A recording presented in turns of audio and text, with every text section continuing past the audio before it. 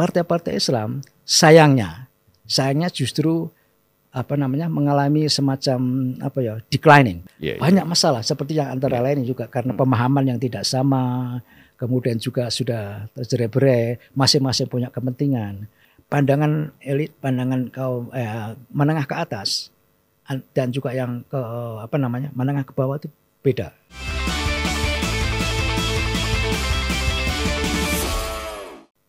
Jumpa lagi di Ruang Publik bersama DDM. Saya khusus mengundang tamu yang sangat terhormat, istimewa, Mas Profesor Dr. Syafi'i Anwar. Selamat datang di studio, Mas. Lama saya menunggu Anda, sudah lama tidak jumpa, lama saya menunggu Anda bisa ngobrol di podcast. Mas Syafi'i ini, saya panggil Mas Syafi'i aja ya. Lebih rileks lah. Beliau ini dua wajah. Wajah pertama dia seorang aktivis, seorang jurnalis sejak mahasiswa. Dia pernah jadi pimpinan redaksi Panji Masyarakat. Kemudian juga pimpinan umum umat, pimpinan redaksi umat. Ya. Nah, wajah yang lain beliau sebagai akademisi. Nah, beliau ini dipandang orang diduga kuat dari UIN, lulusan UIN Jakarta. Padahal beliau ini dari Universitas Indonesia Fakultas Hukum gitu ya. Nah, kemudian perkembangan akademis beliau sekolah di Harvard University. Bukan, sebagai research fellow. Research fellow. Saya alumni Melbourne University. Melbourne, kuliah di Melbourne. Ambil PhD saya. Oke, PhD-nya di sana. Kemudian research fellow di Harvard Kennedy School. Ya. 1,5 tahun di situ. Ya, sekitar 1,5 tahun. Kemudian ditarik oleh Malaysia sebagai dosen. Waduh, enak ya di sana. Terhormat jadi dosen di sana ya. Bayarannya juga besar. Luar biasa. Jangan-jangan dosen kita banyak yang pindah ke Malaysia nih. Ada beberapa yang pindah. Banyak ya. Oke, Mas. Terima kasih sekali lagi. Sama-sama Mas Didi. Anda hadir di sini. Nah, kita ingin mereview. Ini kan Mas lagi musim pilpres nih. Iya, betul. Dan saya kira relevan lah kita membicarakan tentang posisi umat Islam dalam pilpres ini. Kenapa kita harus mengungkap itu?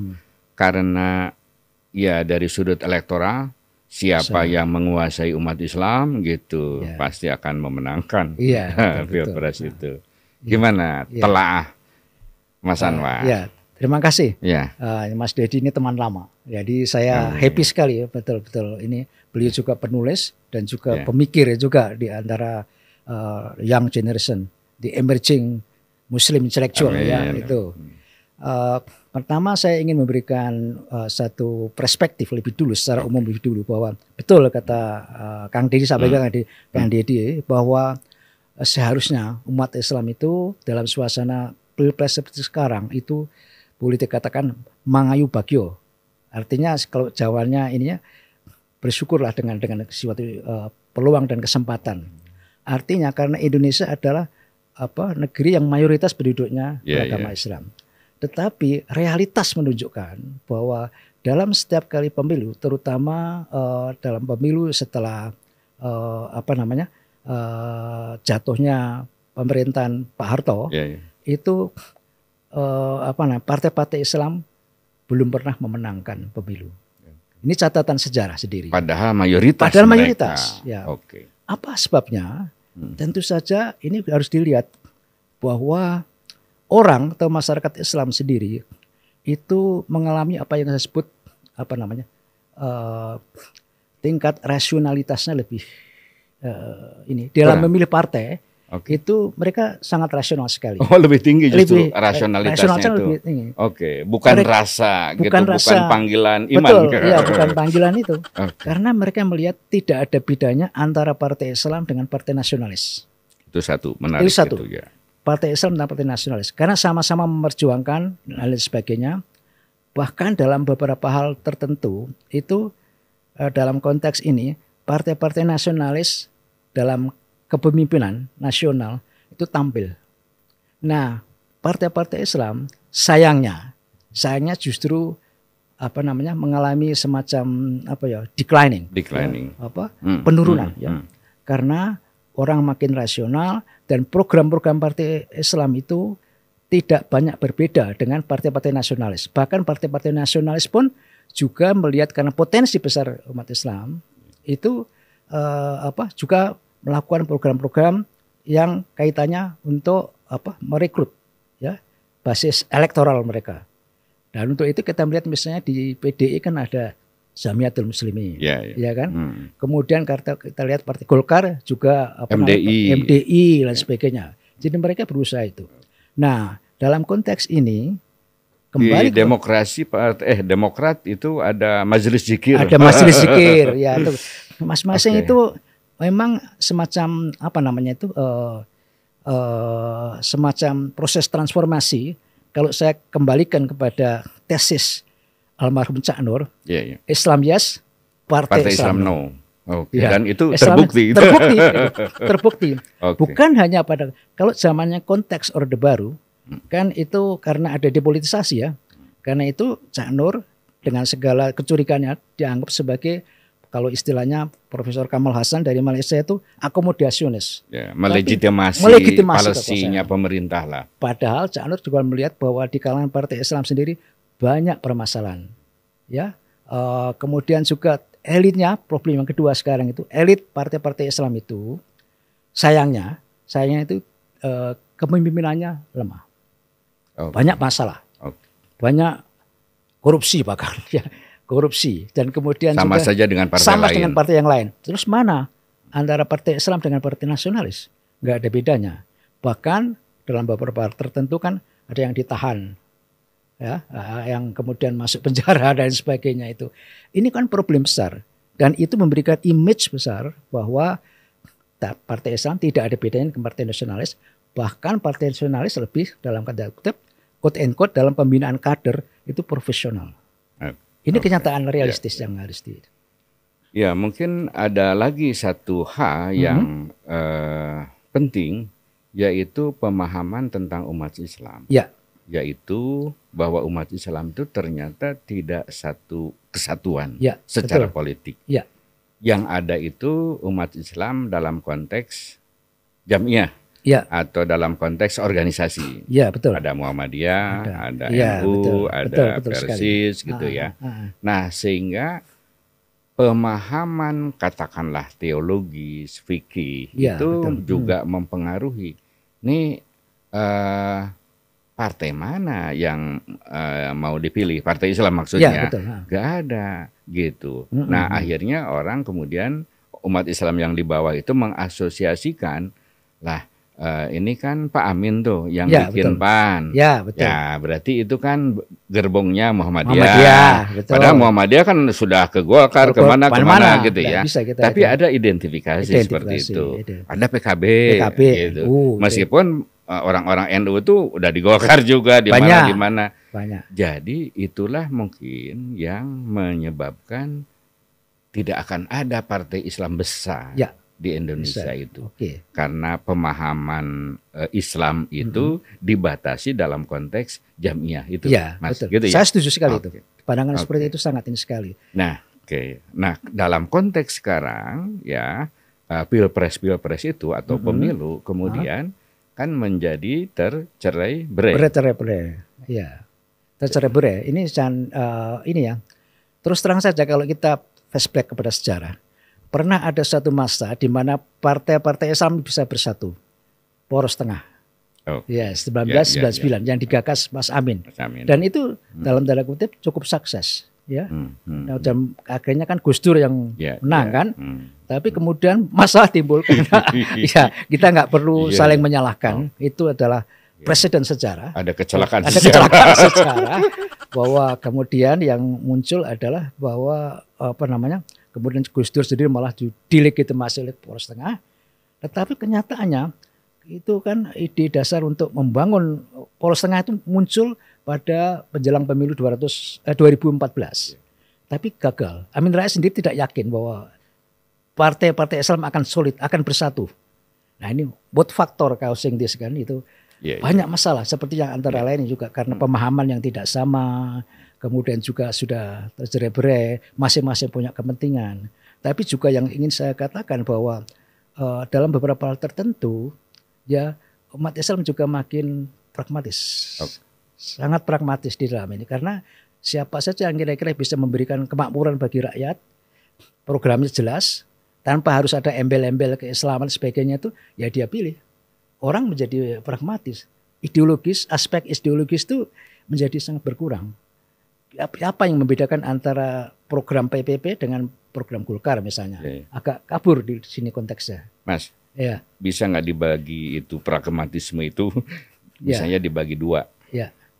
Ada pragmatisme ya melihat satu figur, melihat satu katakanlah partai, betapapun itu bukan Islam, tetapi yang lebih jelas ya kemanfaatannya bagi kepentingan umum misalnya.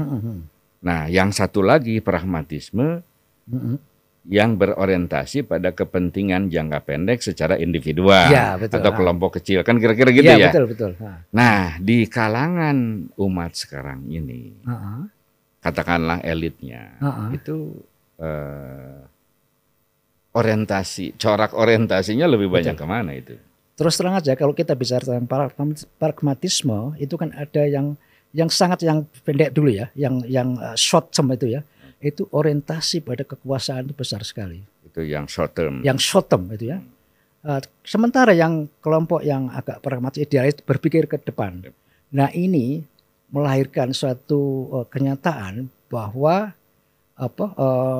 di Indonesia ini termasuk umat Islam sendiri gagal melahirkan apa yang disebut negarawan. Ya, partai-partai Islam ataupun partai termasuk juga partai nasionalis itu hanya bisa melahirkan politisi, bukan negarawan.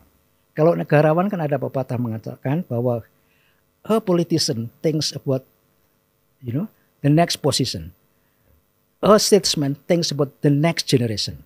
Yang berpikir tentang generasi ke depan itu jarang sekali, lebih pada orientasi kekuasaan dan itu terlihat sekali dalam masa pilpres sekarang. Malahan yang sudah 2 periode pengen 3 periode gitu ya. 2 periode masih tidak puas, ingin 3 periode. Kalau tidak dibatasi ini. Nah sekarang itu terjadi pragmatisme yang politik yang luar biasa sekali. Sehingga melahirkan apa yang saya sebut sebagai defisit demokrasi. Defisit demokrasi sekarang kemana-mana. Orang berpikir dalam konteks kekuasaan yang sangat pragmatis sekali. Jangka pendek tidak memikirkan generasi ke depan. Ambil contoh kalau saya mau fair misalnya soal kasus MK itu ya kan, betul-betul itu kan tidak berpikir bagaimana seorang ketua MK yang harusnya netral harus ini terpengaruh. Ini satu dilema yang luar biasa sekali.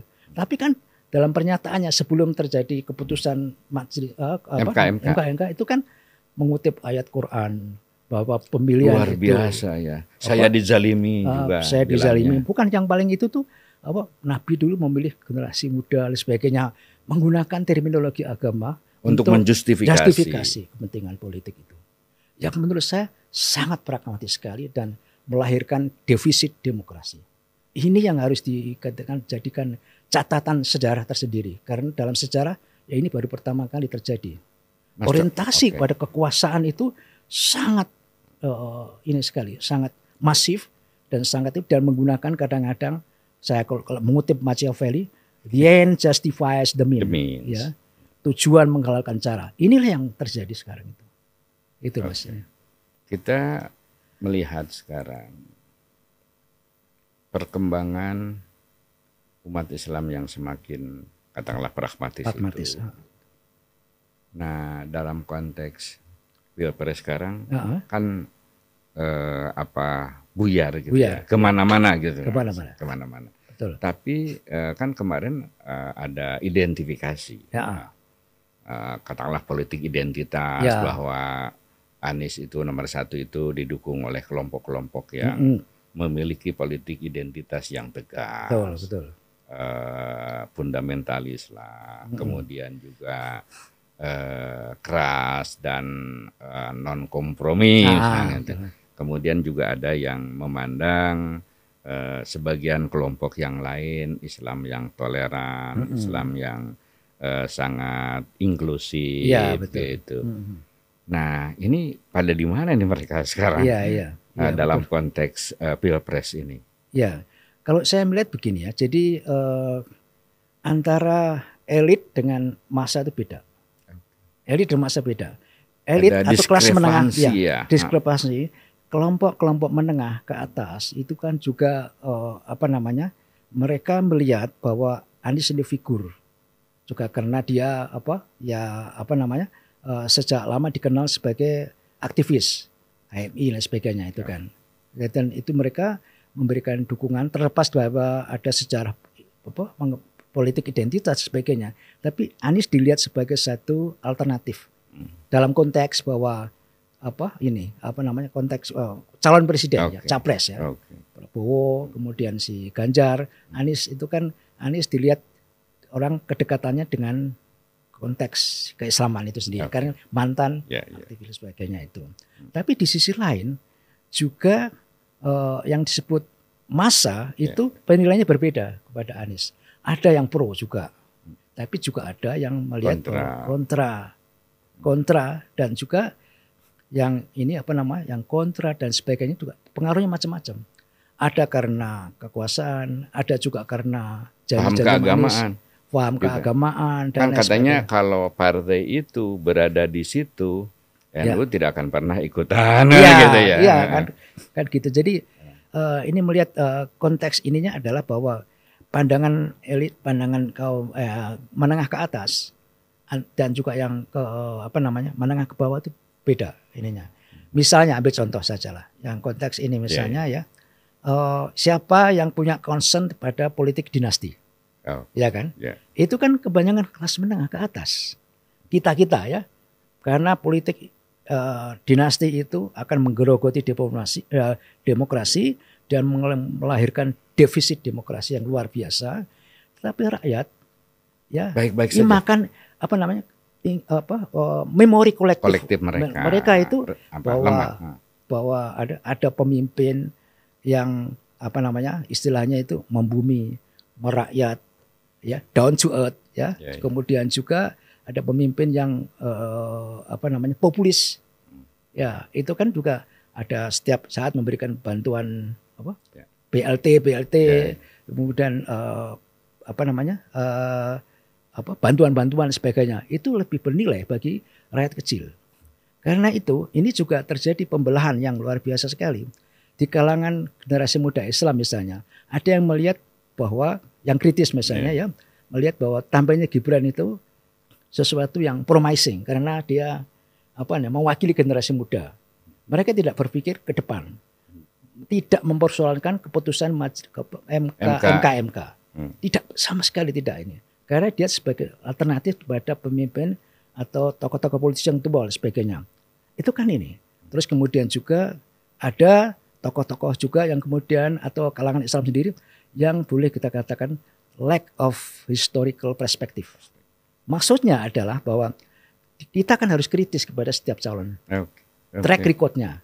Apakah dia pernah kok punya dosa-dosa politik, dosa-dosa sejarah, abuse of human right misalnya, abuse of power juga, abuse of power, sebagainya. Itu. Jadi problem sekali di antara elit dan massa itu. Yang kelas menengah sama kita concern pada politik dinasti karena itu melahirkan defisit demokrasi. Tapi rakyat menengah ke bawah, they don't care, tidak berpikir sama sekali ke depan.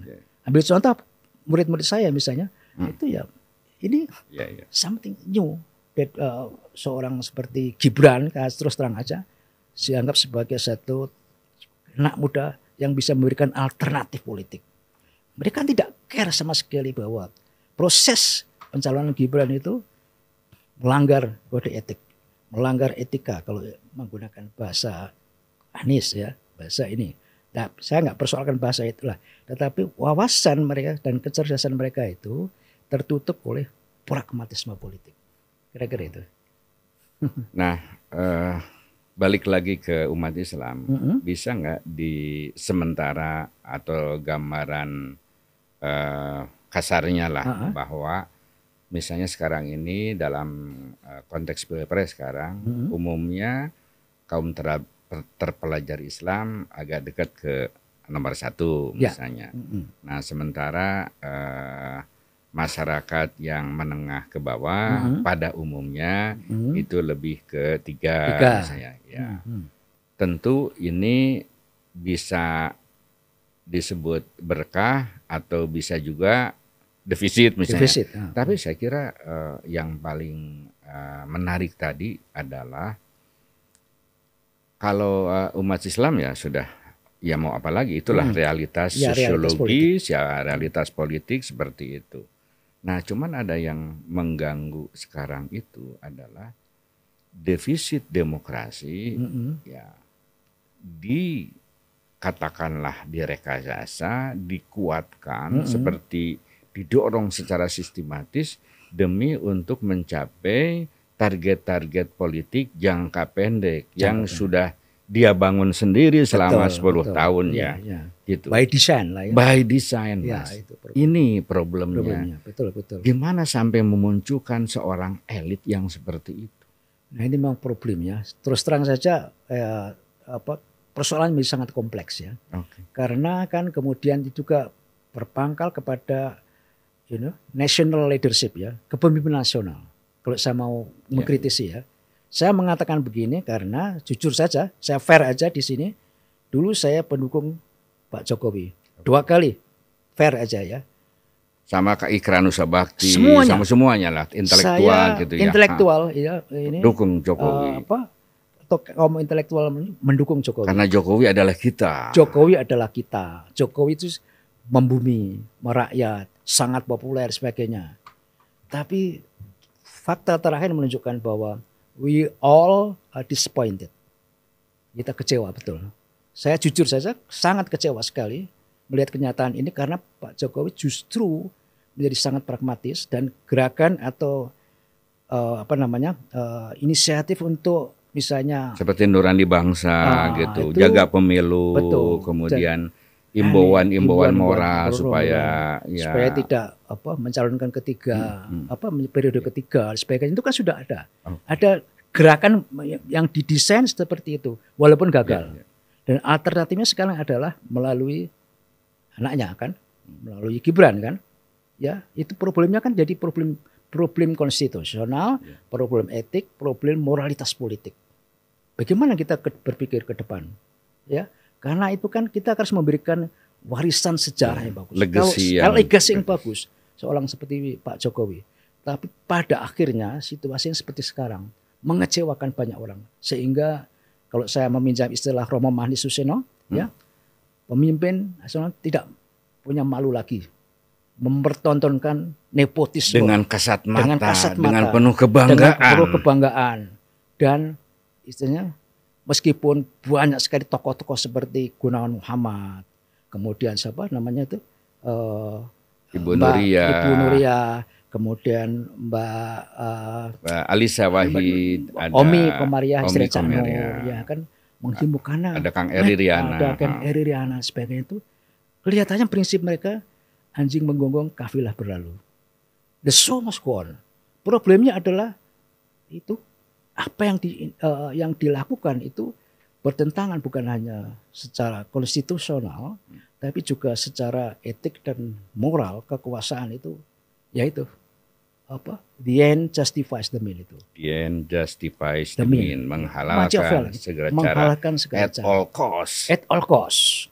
Dan kelihatannya sudah itu yang seperti kita diskusikan by design ya. Ada kesengajaan, bukan tanpa kesengajaan, bukan ada kebetulan. Bukan suatu kebetulan. Ada by design ke sana. Cara-cara yang dilakukan, mobilisasi potensi ya, kemudian juga mobilisasi kekuatan-kekuatan penggerak, apakah itu namanya relawan, apakah itu namanya pamong desa dan sebagainya, itu kan kelihatan kasat mata. Ini satu hal yang bagaimana itu sangat disayangkan sekali dan juga mengecewakan banyak orang. Dan ternyata juga bukan hanya di Indonesia saja, tapi juga di media-media asing pun sangat ini sekali. Kalau saya baca New York Times, kemudian beberapa misalnya Channel New Asia dan sebagainya, banyaklah itu negatif thinking. Karena Indonesia diharapkan mempelopori proses demokratisasi, terutama setelah reformasi dan kejatuhan Soeharto. Itu kan merambat kita ada reformasi yang sedikit banyak punya hasil ya. Tapi ini kemudian menjadi bukan hanya mentah kembali, tapi kembali kepada titik nadir ini. Neo Orde Baru lagi. Neo Orde Baru lagi. Pengulangan yang terjadi dalam sejarah. Oke Mas, closing statement. Apa yang ingin Anda sampaikan ke publik atas peristiwa-peristiwa yang sebenarnya mengerikan ini? Iya, saya setuju. Ini sangat mengerikan buat perkembangan demokrasi kita. Setback yang luar biasa dan kembalinya Orde Baru dalam bentuk lain. Itu yang ingin saya sampaikan. Karena itu bagaimanapun juga kita yang masih waras, kita yang masih punya rasa sayang kepada bangsa ini, mari kita sama-sama memikirkan implikasinya ke depan.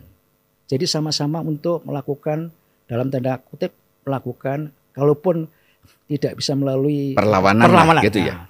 Dalam tanda kutip, dengan cara kita masing-masing, tetap konstitusional. Saya juga tidak setuju kalau kita sangat menimbulkan chaos perlawanan itu, dan itu akan rusak semuanya sistem. Tapi kita cukup memberikan pencerahan kepada publik, memberikan wawasan kepada ini tentang masa depan itu sendiri, masa depan politik Indonesia, bahwa demokratisasi harus terus berjalan dengan segala konsekuensinya, dan kita harus cegah betul defisit demokrasi. Itulah bincang-bincang saya dengan Profesor Dr. Syafi'i Anwar. Semoga memberi inspirasi. Sampai jumpa.